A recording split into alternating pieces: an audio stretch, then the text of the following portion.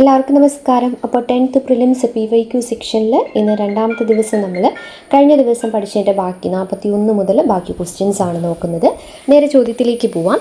കേരളത്തിൽ പടിഞ്ഞാറോട്ടൊഴുകുന്ന നദികളുടെ എണ്ണം എത്ര? പടിഞ്ഞാറോട്ടൊഴുകുന്നത് എത്ര എണ്ണമാണ്?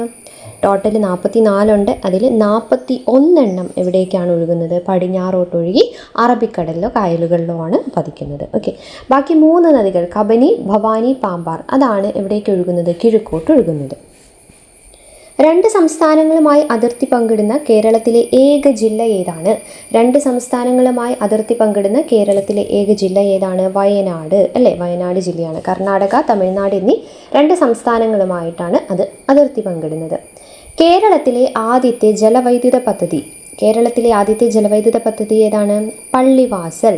1940 ഇടുക്കി ജില്ലയിലെ മുതിരപ്പുഴയാറ് സ്ഥാപിതമായ പള്ളിവാസലാണ് കേരളത്തിലെ ആദ്യത്തെ ജലവൈദ്യുത പദ്ധതി. ഏറ്റവും വലിയ പദ്ധതി ഏതാണ്? ഇടുക്കിയാണ് കേട്ടോ. ഓക്കെ, കേരളത്തിൽ ഏറ്റവും കൂടുതൽ കാണപ്പെടുന്ന മണ്ണിനം ഏതാണ്? ലാറ്ററൈറ്റ് മണ്ണ് അല്ലേ? വെട്ടുകൾ. ലാറ്ററൈറ്റ് മണ്ണാണ് ഏറ്റവും കൂടുതൽ കേരളത്തിൽ കാണപ്പെടുന്നത്. എക്കൽ മണ്ണ് എവിടെയാണ് കാണപ്പെടുന്നത്? ഇന്ത്യയിൽ എന്ന് ചോദിച്ചു കഴിഞ്ഞാൽ അവിടെ എക്കൽ മണ്ണാണ്. റെഡ് ഡേറ്റ ബുക്കിൽ ഇടം നേടിയ കേരളത്തിലെ വന്യജീവി സങ്കേതം ഏതാണ്? റെഡ് ഡേറ്റ ബുക്കിൽ ഇടം നേടിയ കേരളത്തിലെ വന്യജീവി സങ്കേതം ഏതാ? പറമ്പിക്കുളമാണ് കേട്ടോ. പാലക്കാട് ജില്ലയിലെ പറമ്പിക്കുളം വന്യജീവി സങ്കേതം കടുവാ സങ്കേതമാണ്. ഓക്കെ, അതാണ് ഇത് നമ്മുടെ റെഡ് ഡേറ്റ ബുക്ക്. വംശനാശ ഭീഷണി നേരിടുന്ന ഒട്ടനവധി സസ്യജന്തു ജാലകങ്ങളുടെ പ്രധാന വാസസ്ഥലമാണെന്ന് പറയുന്നത്. ആത്മവിദ്യാസംഘം സ്ഥാപിച്ചത് ആരാണ്?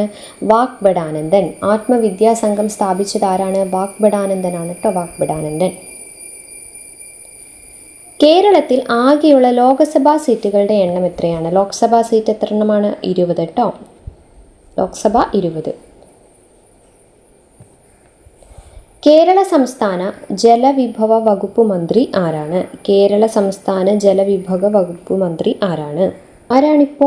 ഇപ്പോൾ ഉള്ളത് അഡ്വക്കേറ്റ് മോൻസ് ജോസഫ് ആണ് കേട്ടോ. ഓർത്തിരിക്കുക, മോൻസ് ജോസഫ്. അടുത്ത ചോദ്യം. 1956 കേരളം രൂപീകരിക്കുമ്പോൾ എത്ര ജില്ലകളുണ്ടായിരുന്നു? 56 എത്ര ജില്ലകളുണ്ടായിരുന്നു? 5 ജില്ലകൾ അല്ലേ? 5 ആയിരുന്നു കേട്ടോ. തിരുവനന്തപുരം, കൊല്ലം, കോട്ടയം, തൃശ്ശൂർ, പിന്നെ മലബാർ. ഓക്കെ, ദെൻ കേരള നവോത്ഥാനത്തിൻ്റെ വഴിത്തിരിവായ അരുവിപ്പുറം പ്രതിഷ്ഠ നടത്തിയ സാമൂഹിക പരിഷ്കർത്താവ് ആരാണ്? അരുവിപ്പുറം 1888 അരുവിപ്പുറത്ത് വെച്ച് ആരാണ് നടത്തിയത്? ശ്രീനാരായണ ഗുരുവാണ്. ഓപ്ഷൻ ഡി, ശ്രീനാരായണ ഗുരു. കേരളത്തിലെ ആദ്യത്തെ റെയിൽവേ പാത നിർമ്മിക്കപ്പെട്ട വർഷമെന്ന്? കേരളത്തിലെ ആദ്യത്തെ റെയിൽവേ പാത നിർമ്മിക്കപ്പെട്ടത് 1861 കേട്ടോ. 1861 തിരൂർ ബേപ്പൂർ പാത. ഓക്കെ, ഇന്ത്യയിൽ ആദ്യ ട്രെയിൻ ഓടിയത് 1853 കേട്ടോ. കേരളത്തിൽ 1861. പയ്യന്നൂരിൽ വച്ച് നടന്ന കോൺഗ്രസ് സമ്മേളനത്തിൻ്റെ അധ്യക്ഷൻ ആരായിരുന്നു? ജവഹർലാൽ നെഹ്റു. ഓക്കെ, ജവഹർലാൽ നെഹ്റു ആണ് കേട്ടോ. തിരുവിതാംകൂറിലെ രാഷ്ട്രീയ പ്രക്ഷോഭവുമായി ബന്ധമില്ലാത്തത് ഏതാണ്? ബന്ധമില്ലാത്തതാണ് ചോദിച്ചിട്ടുള്ളത്. നോക്കിയേ, 4 ഓപ്ഷൻസ് നമുക്ക് നോക്കാം. പുന്നപ്ര വയലാർ സമരം, നിവർത്തന പ്രക്ഷോഭം, Malayali memorial, Keezhariyur bomb case. ഏതാണ്? കീഴരിയൂർ ബോംബ് കേസ് അല്ലേ? അതെന്തിൻ്റെ ഭാഗമായിട്ടുണ്ടായിരുന്നതാണ്? ക്വിറ്റ് ഇന്ത്യ സമരത്തിൻ്റെ ഭാഗമായി അല്ലേ ഉണ്ടായതാണ്. തിരുവിതാംകൂറിലല്ല, മലബാറിലായിരുന്നു. ഓക്കെ, പുന്നപ്ര വയലാർ സമരം 1946 നിവർത്തന പ്രക്ഷോഭം 1932, മലയാളി മെമ്മോറിയൽ 1891. വർഷം ഓർത്തിരിക്കുക. വൈക്കം സത്യാഗ്രഹത്തിന് നേതൃത്വം വഹിച്ചത് ആരായിരുന്നു? TK മാധവൻ അല്ലേ? TK മാധവൻ ആയിരുന്നു കേട്ടോ. ഓർത്തു വയ്ക്കുക, TK മാധവൻ. 1817 ഗൗരി പാർവതി ഭായ് പുറപ്പെടുവിച്ച വിളംബരത്തിലെ ശ്രദ്ധേയമായ പരിഷ്കാരം എന്തായിരുന്നു? ആരായിരുന്നു? പാർവതി ഭായ് എന്താ പറഞ്ഞത്? പ്രൈമറി വിദ്യാഭ്യാസം സൗജന്യമാക്കി. ഇതൊക്കെ നമ്മൾ MCQ സെക്ഷനിലും കണ്ടതാണ്, അതുകൊണ്ടാണ് ഞാൻ നേരെ പറഞ്ഞു പോകുന്നത് കേട്ടോ. 1817 തിരുവിതാംകൂർ ഭരണാധികാരി റാണി ഗൗരി പാർവതി ഭായ് പ്രൈമറി വിദ്യാഭ്യാസം ഭരണകൂടത്തിന്റെ ഉത്തരവാദിത്വമാക്കി മാറ്റി അങ്ങനെ സൗജന്യ വിദ്യാഭ്യാസ വിളംബരം നടത്തുകയാണ് ഉണ്ടായത്. യോഗക്ഷേമ സഭ രൂപീകരിക്കുന്നതിന് നേതൃത്വം നൽകിയത് ആരാണ്? യോഗക്ഷേമ സഭ രൂപീകരിക്കുന്നതിന് VT ഭട്ടതിരിപ്പാട് കേട്ടോ. Option B VT Bhattathiripad. 1920 മഞ്ചേരിയിൽ നടന്ന മലബാർ രാഷ്ട്രീയ സമ്മേളനത്തിൽ ഉൾപ്പെടാത്ത വിഷയമേത്? ശ്രദ്ധിക്കാം, 1920 മഞ്ചേരിയിൽ നടന്ന മലബാർ രാഷ്ട്രീയ സമ്മേളനത്തിൽ ഉൾപ്പെടാത്ത വിഷയമാണ് ചോദിച്ചിട്ടുള്ളത്. 4 ഓപ്ഷൻസ് നോക്കി. ഭരണപരിഷ്കരണം, കുടിയാന്മ പ്രശ്നം, ജനസംഖ്യാ അനുപാത സംവരണം, ഖിലാഫത്ത്. ഇതിലേതാണ് ഇല്ലാത്തത്? ജനസംഖ്യാ അനുപാത സംവരണമാണ് കേട്ടോ. ഓക്കെ, ബാക്കിയൊക്കെ അതിൽ മുഖ്യ വിഷയമായിരുന്നു.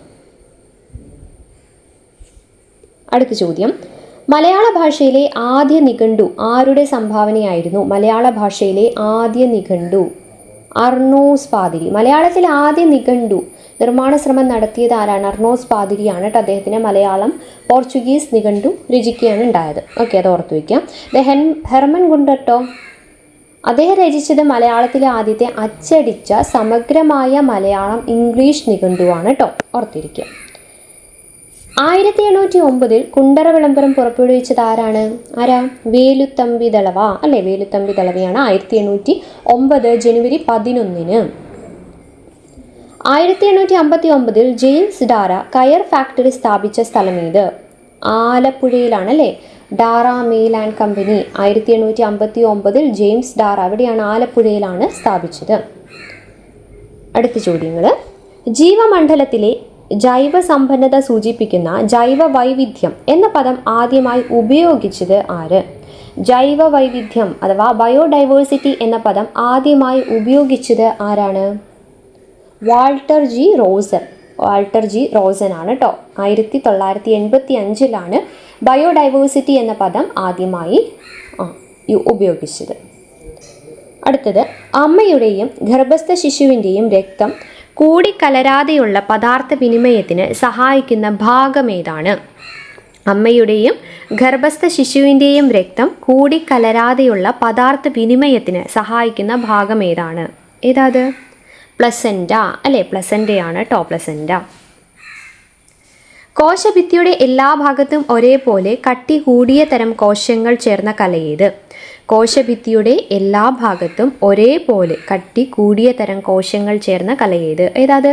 സ്ക്ലീറൻ കൈമ കേട്ടോ. ഒരേപോലെ കട്ടി കൂടിയ തരം കോശങ്ങൾ ചേർന്നത് ഏതാണ്? സ്ക്ലീറൻ കൈമയാണ്, സ്ക്ലീറൻ കൈമ. ചെറുകുടലിനകത്തെ പോഷക ആകിരണത്തിനുള്ള പ്രതല വിസ്തീർണം അനേകം മടങ്ങ് വർദ്ധിപ്പിക്കാൻ സഹായിക്കുന്ന ഭാഗം ഏതാണ്? അത് വില്ലസുകളാണ്. ചെറുകുടലിൻ്റെ ഉൾഭിത്തിയിലുള്ള ഒരു വിരൽ പോലെയുള്ള ആ ഒരു ഇതിനെയാണ് നമ്മൾ എന്ത് പറയുക? വില്ലസ്. ഓക്കെ, വില്ലി എന്ന് പറയും. ഓക്കെ, വൃക്കയിലേക്ക് രക്തം കൊണ്ടുവരുന്ന കുഴൽ ഏതാണ്? വൃക്കയിലേക്ക് വൃക്കാധമനിയാണ് കേട്ടോ. മഹാധമനിയിൽ നിന്ന് ശുദ്ധീകരിക്കപ്പെടാത്ത രക്തം വൃക്കകളിലേക്ക് എത്തിക്കുന്നത് വൃക്കാധമനി വഴിയാണ്. വൃക്കാസിര എന്താത്? വെയിൻ.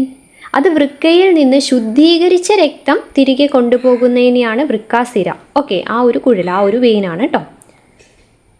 അടുത്ത ചോദ്യം, നേത്രവൈകല്യങ്ങളുമായി ബന്ധപ്പെട്ട് ശരിയായ പ്രസ്താവനകൾ കണ്ടെത്തുക. കണ്ണിൻ്റെ ലെൻസിൻ്റെ ഇലാസ്തികത നഷ്ടപ്പെടുന്നത് മൂലം വരുന്ന രോഗമാണ് സീറോഫ്താൽമിയ. വൈറ്റമിൻ ബിയുടെ കുറവ് നിശാന്തതയ്ക്ക് കാരണമാകുന്നു. കണ്ണിനുള്ളിൽ മർദ്ദം കൂടുന്ന അവസ്ഥയാണ് ഗ്ലുക്കോമ. കണ്ണിലെ ലെൻസ് അതാര്യമാകുന്ന അവസ്ഥയാണ് തിമിരം. ശരിയായ പ്രസ്താവനകളാണ് നമ്മളോട് ചോദിച്ചിട്ടുള്ളത്. ഏതൊക്കെയാണ് ശരിയായിട്ടുള്ളത്? ഒന്നാമത്തെ നോക്കൂ. ഒന്നാമത്തെ എന്താ പറയുന്നത്? ലെൻസിൻ്റെ ഇലാസ്തികത നഷ്ടപ്പെടുന്നത് അത് സീറോഫ്താൽമിയാണോ? അല്ല, സീറോഫ്താൽമിയ എന്ന് പറയുന്നത് കണ്ണ് വരണ്ടു പോകുന്ന അവസ്ഥയാണ് അല്ലേ? അപ്പോൾ അതുകൊണ്ട് ഒന്നാമത്തെ തെറ്റാണ്. രണ്ടാമത്, വൈറ്റമിൻ ബിയുടെ കുറവ് നിശാന്തതയ്ക്ക് കാരണമാകുന്നു. തെറ്റല്ലേ? വൈറ്റമിൻ ബി അല്ല, ഏതാണ്? വൈറ്റമിൻ എ ആണല്ലേ കണ്ണിന് വേണ്ടത്. അപ്പോൾ വൈറ്റമിൻ എയുടെ കുറവാണ് നിശാന്തതയ്ക്ക് കാരണമാകുന്നത്. കണ്ണിനുള്ളിൽ മർദ്ദം കൂടുന്ന അവസ്ഥയാണ് ഗ്ലോക്കോമ, അത് ശരിയാണ്. ദെൻ കണ്ണിലെ ലെൻസ് അതാര്യമാകുന്ന അവസ്ഥയാണ് തിമിരം, അതും ശരിയാണ്. അപ്പോൾ ശരിയായത് ഏതൊക്കെയാണ് ഇവിടെ? 3ഉം 4ഉം മാത്രം. ഓപ്ഷൻ സി ആണ് വരുന്നത്. അടുത്ത ചോദ്യം, ന്യൂക്ലിയസ് ഇല്ലാത്ത ഏകകോശ ജീവികൾ ഉൾപ്പെടുന്ന വിഭാഗം ഏതാണ്? ന്യൂക്ലിയസ് ഇല്ലാത്ത ഏകകോശ ജീവികൾ ഉൾപ്പെടുന്ന വിഭാഗം മൊനീറ. Okay, Monera. പ്രോകാരിയോട്ടിക് അല്ലേ, പ്രോകാരിയോട്ടിക് അതായത് ന്യൂക്ലിയസ് ഇല്ലാത്ത ജീവികളായ ബാക്ടീരിയകൾ ഉൾപ്പെടുന്ന കിങ്ഡത്തെ പറയുന്നതാണ് മൊനീറ.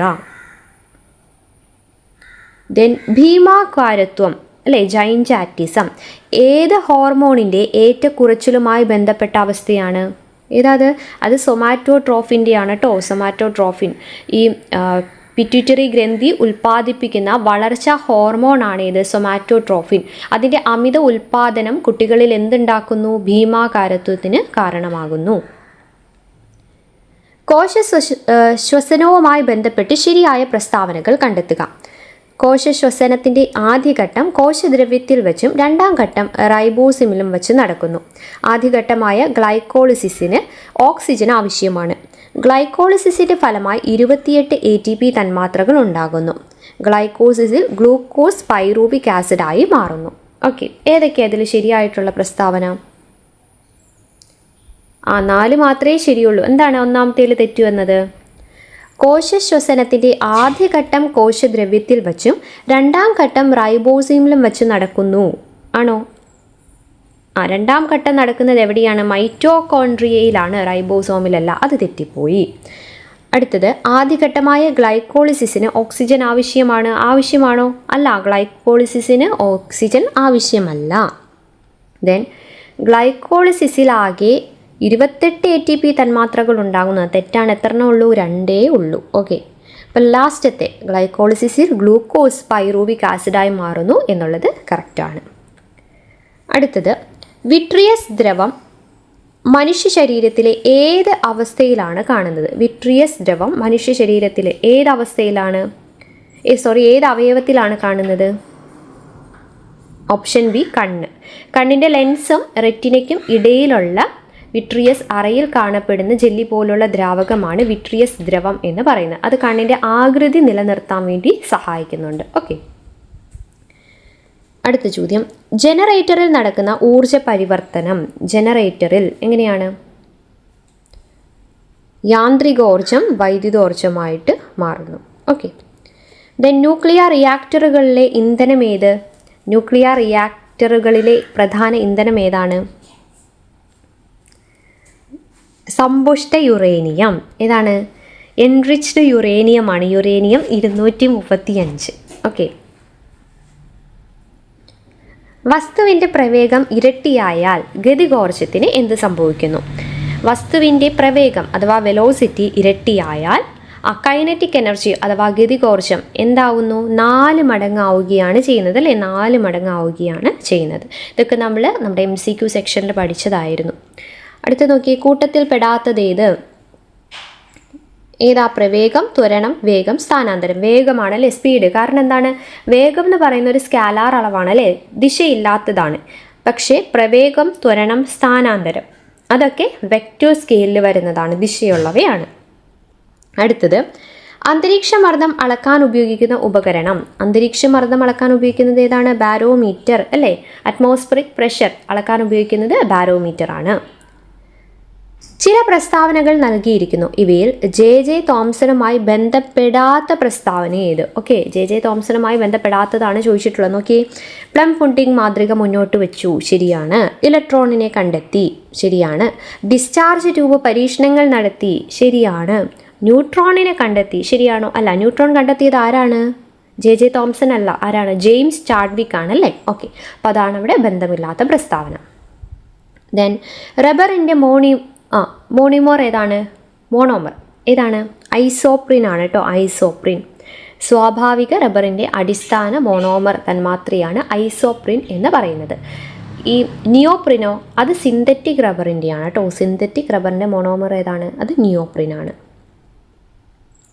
റേഡിയോ ആക്റ്റീവത കണ്ടെത്തിയത് ആരാണ്? ഹെൻറി ബെക്വറൽ ആണ് കേട്ടോ. റേഡിയോ ആക്ടിവിറ്റി കണ്ടെത്തിയത് ഹെൻറി ബെക്വറൽ.